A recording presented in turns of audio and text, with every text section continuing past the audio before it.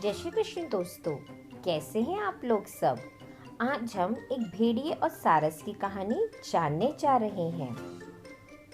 एक जंगल में एक दुष्ट और लालची भेड़िया रहता था।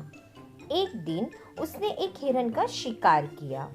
शिकार के बाद वह अपने लालच पर नियंत्रण नहीं रख पाया और जल्दी जल्दी उसे खाने लगा। इस जल्दबाजी में एक हड्डी उसके गले में फंस गई। हड्डी अटक जाने पर वह बहुत परेशान हो गया।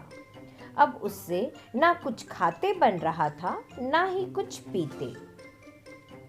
उसने बहुत कोशिश की कि किसी भी तरह से हड्डी उसके गले से निकल जाए, लेकिन सारी कोशिश बेकार हो गई।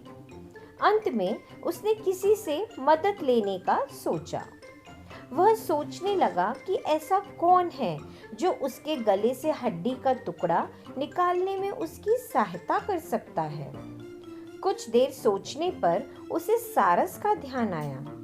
सारस की लंबी गर्दन और चोंच थी। वह उसके मुंह में अपनी चोंच घुसाकर आसानी से हड्डी निकाल सकता था।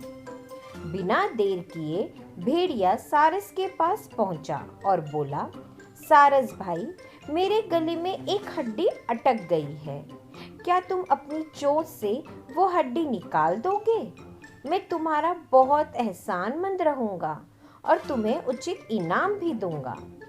सारस पहले तो भेड़िए के मुंह में अपनी चोंच डालने से घबराया, लेकिन बाद में उसे भेड़िए पर दया आ गई और वह तैयार हो गया।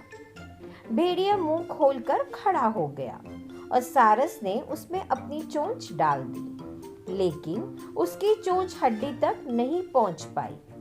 तब उसे अपनी आधी गर्दन भी भेड़िए के मुंह में घुसानी पड़ी।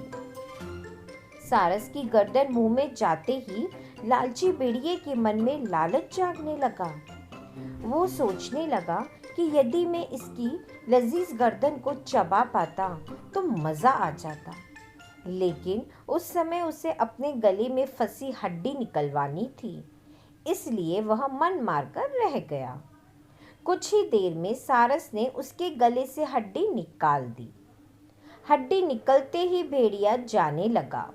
न उसने सारस को धन्यवाद दिया, न ही कोई इनाम। सारस ने उसे रोककर कहा, मेरा इनाम कहाँ है?